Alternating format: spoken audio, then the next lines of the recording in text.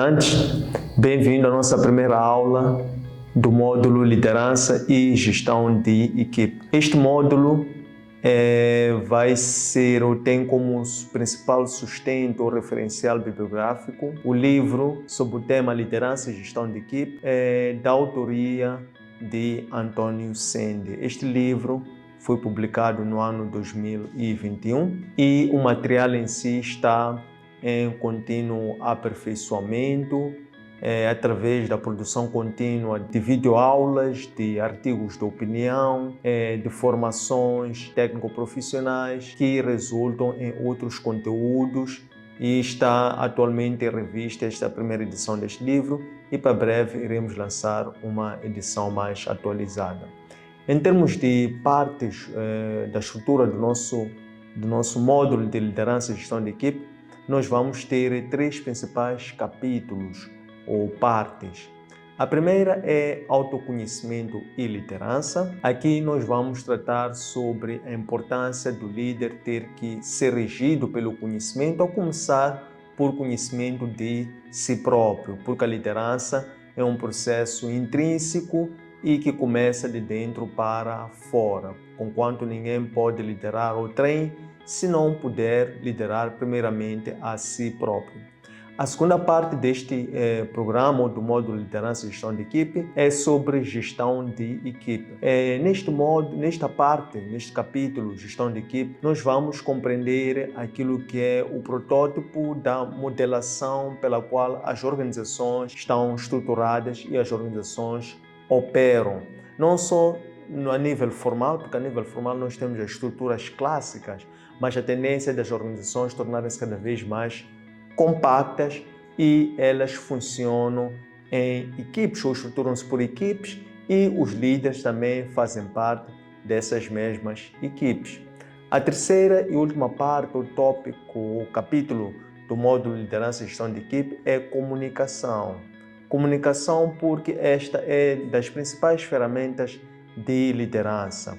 O líder deve desenvolver habilidades, virtudes de comunicação, tais como saber expressar as suas ideias de uma forma muito simples, perceptível, compreensível. Também tem a questão de a maior parte dos problemas que as organizações vivem, segundo Michael Porter, cerca de 80% dos problemas organizacionais resultam da falta da comunicação ou de uma comunicação que não é eficaz. Então, através de uma boa comunicação, o líder pode evitar muitos problemas. Problemas têm a ver com desempenho, problemas têm a ver com cultura organizacional, problemas até podem evitar conflitos e até questão de crises. Então, em linhas gerais, são essas 3 partes que nós vamos estudar neste nosso módulo Liderança e Gestão de Equipe.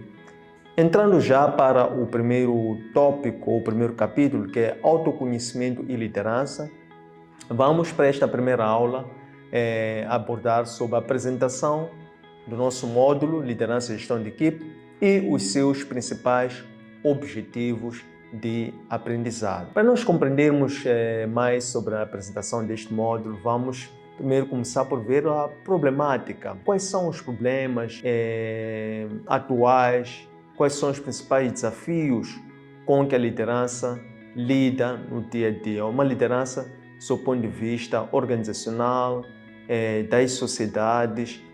Vamos compreender qual é, então, os principais questões que justificam o estudo e a pesquisa contínua na área de liderança. Depois nós vamos ver o contexto, compreender qual é o vasto meio no qual a liderança se insere, quais são as principais tendências da liderança, quais são as questões, trazendo aqui a questão da problematização, quais são os problemas mais recentes com que o mundo se depara.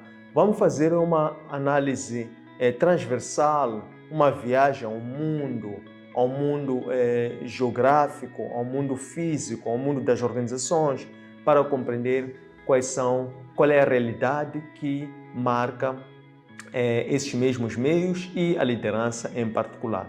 Depois vamos então apresentar uma definição de liderança e, por fim, vamos ver os objetivos desta formação.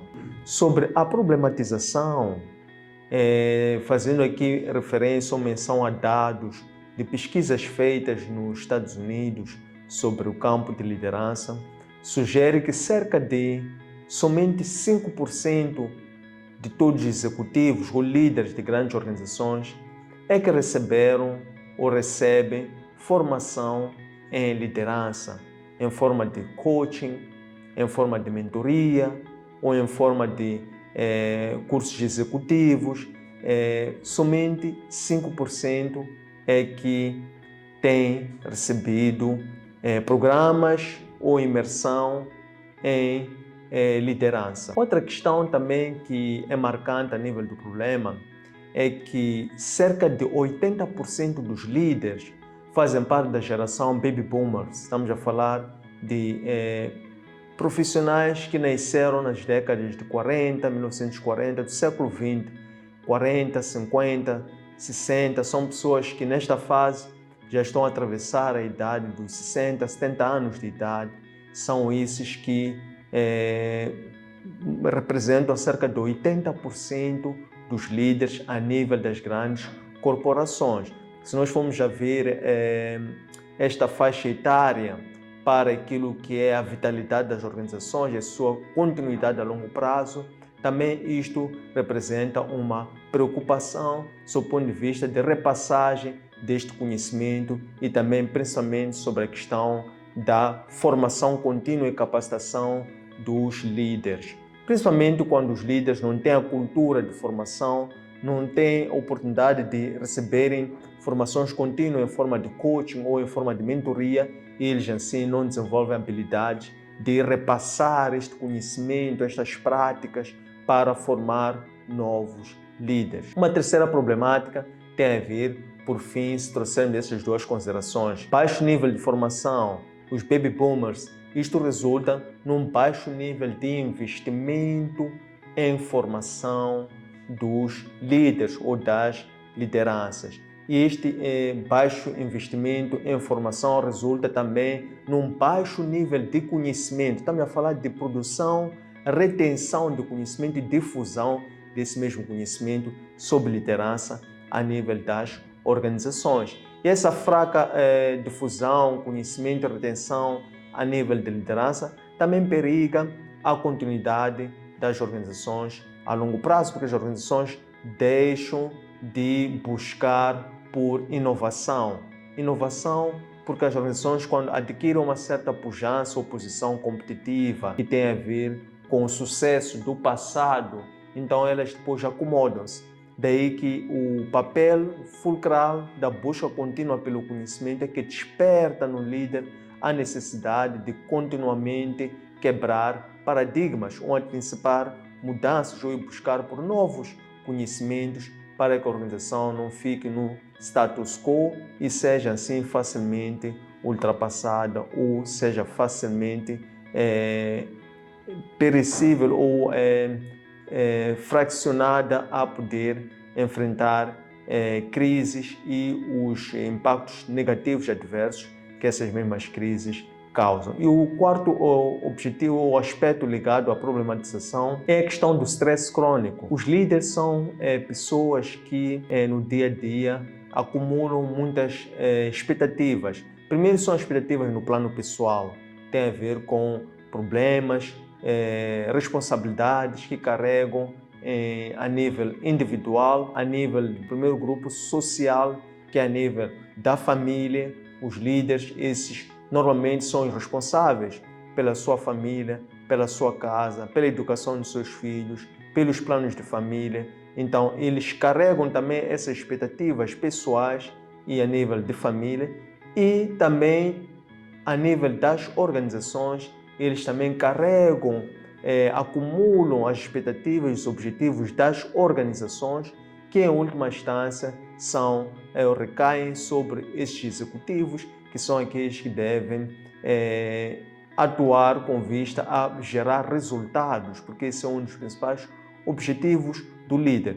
E, por quarto e última instância, sobretudo em sociedades como as nossas, que são sociedades mais menos desenvolvidas, em que o nível de socialização é maior, em que são organizações ou sociedades que os problemas sociais são mais candentes. Necessariamente resulta disto que os líderes também carregam as expectativas dos próprios colaboradores que fazem parte dessa mesma organização. O líder como alguém que é um curador, esta é uma das dimensões mais recentes e atuais da liderança. Ele também deve se preocupar com a saúde e até a saúde mental dos seus colaboradores para evitar problemas como burnout. Burnout, estamos a falar de questões que têm a ver com esgotamento, problemas de falta de incentivo, motivação e até resulta numa questão de baixo desempenho das organizações quando o líder não cuida da questão do estresse crônico. Então, os líderes, eles por acumularem várias expectativas e responsabilidades a nível pessoal, familiar, das organizações das pessoas, eles facilmente sofrem de estresse crônico. Com efeito, há pesquisas muito recentes que sugerem que cerca de 80% dos líderes sofrem de estresse crônico. E esses resultados são compulsados na base de inquéritos que foram feitos aos liderados, que sugerem que esse é um dos problemas que os líderes enfrentam. A par da problematização, se nós entrarmos já para o contexto, que é o primeiro um contexto muito macro, que é olhar para o mundo como um todo, depois para um contexto mais micro a nível das sociedades, dos países, para um contexto mais micro, aqui bem no centro que estão as organizações individualmente, nós vimos que o mundo ele é marcado por crises. Desde os anos finais da década de 90, princípios deste milênio, que é o ano 2000, o mundo de lá a esta parte, estamos a ver num espaço de cerca de 24 anos, o mundo vive crises contínuas, uma crise pós outra. E a crise mais recente que o mundo viveu é o Covid, que foi uma crise que veio quebrar muitos paradigmas sobre a forma como as pessoas podem trabalhar, sobre a questão do trabalho remoto. Isto veio expor muitas fragilidades e debilidades com que o mundo e as organizações e as pessoas em particular se deparavam. Por exemplo, a questão da literacia de informática, né? Nós temos que muitas organizações, sobretudo as organizações na área de ensino, que elas sofreram gravemente o problema do Covid, porque elas já não tinham informatizado as suas atividades, consequentemente, pelo fato do distanciamento entre as pessoas, que marcou como uma das principais medidas de prevenção contra a propagação e difusão do Covid, era a questão do distanciamento social. E essas fragilidades todas fez com que o mundo passasse agora a ser designado pela sigla VUCA, VUCA World. V de volátil, U de incerto, C de complexo e A de ambíguo. Esta sigla é adotada pelo inglês, V de volatile, que é volátil, U de uncertain, que é de incerto, C de complex, que é complexo em português, e A de ambiguidade. Então, isto é o que caracteriza o mundo de hoje. Significa que o mundo vive crises cíclicas, e os ciclos dessas mesmas crises tendem a ser cada vez mais reduzidos, o que significa que nós saímos de uma crise e entramos para outra crise. Portanto, a questão de crise já não é sobre se há de acontecer ou não, mas é quando é que há de acontecer. E essa é uma resposta que às vezes o homem não tem, não está ao alcance do homem saber. Logo, uma das principais respostas a isso é o homem criar um plano de contingência, criar uma cultura da mudança, que é para poder evitar crises, porque as crises é a coisa mais certa que vai acontecer. Disto resulta a necessidade das organizações estarem constantemente atentos à necessidade de quebrarem paradigmas e introduzirem novos paradigmas, porque os paradigmas têm como base a questão das crenças e a questão dos hábitos, dos costumes, que estes, quando estão muito enraizados, depois de muito tempo, criam também uma certa estagnação. Então, este aqui é o contexto que marca o mundo, desde o nível muito macro, que é o mundo como um todo, ao nível continental, regional, das sociedades e, em particular, também das organizações. Daqui resulta, então, os objetivos deste programa de formação. Estes objetivos estão alinhados a esta problemática, estão alinhados a este contexto que nós vimos há pouco tempo. Consequentemente, nós propomos como objetivos do módulo Liderança e Gestão de Equipe, primeiro, o de propor ou sugerir o autoconhecimento como sendo uma mudança disruptiva que os líderes precisam encetar para poderem conhecerem-se a si próprios, terem autodomínio, serem líderes de si primeiro, para poderem então liderar aos outros.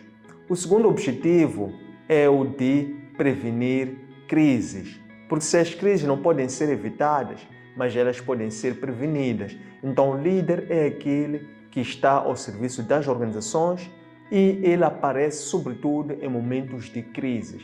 Então, elencamos como um desses objetivos o de prevenir crises e converter crises como momentos ou oportunidades de crescimento.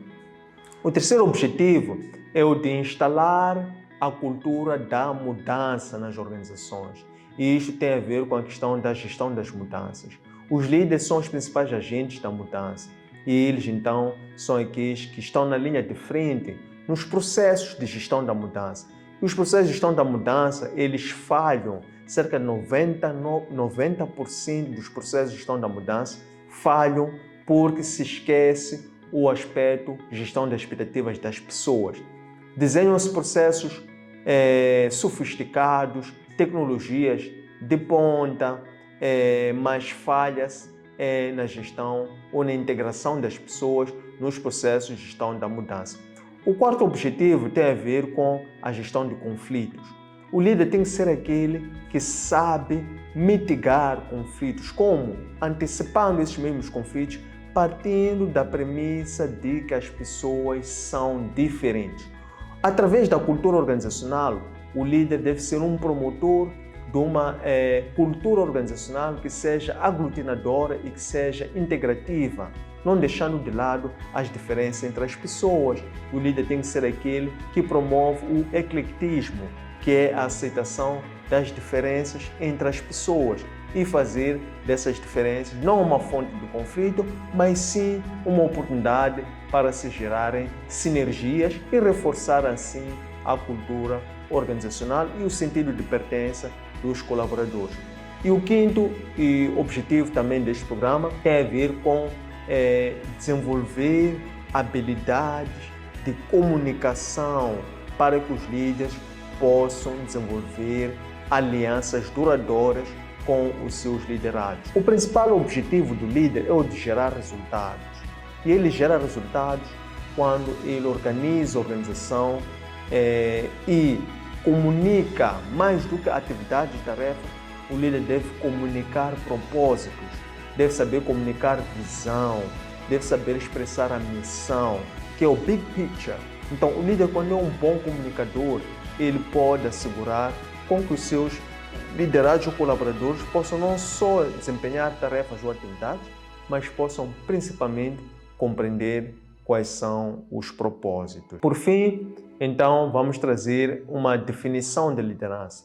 Esta definição é uma definição própria por inspiração divina. Nós trazemos esta definição do seguinte modo: dizemos que liderar é amar, amar é servir ao próximo, um ato de sabedoria que tem como fundamento o temor a Deus, que se consubstancia em fazer o bem e desviar-se do mal. Por último, dizer que esta definição está muito ligada à escola de pensamento de liderança que é dominante e que temos estado comprometido em divulgar ou em difundir, na verdade é recolocar o papel e a hegemonia desta escola de liderança no universo ou naquilo que é a arquitetura da escola de conhecimento sobre liderança.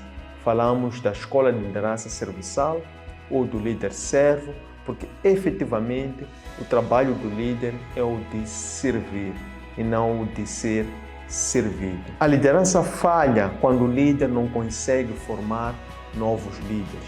E o líder somente consegue formar novos líderes quando ele faz a organização como líder para servir, que significa estar constantemente a desenvolver novos líderes. Como?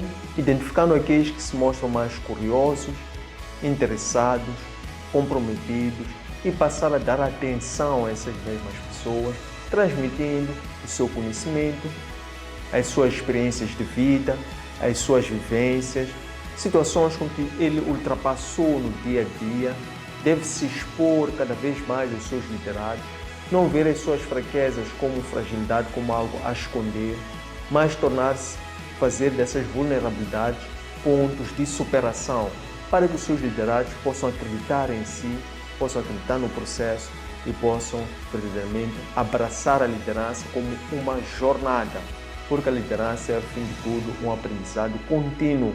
O líder está a aprender todos os dias e só para de aprender no último dia da sua existência, quando partir desta para melhor. Muito obrigado.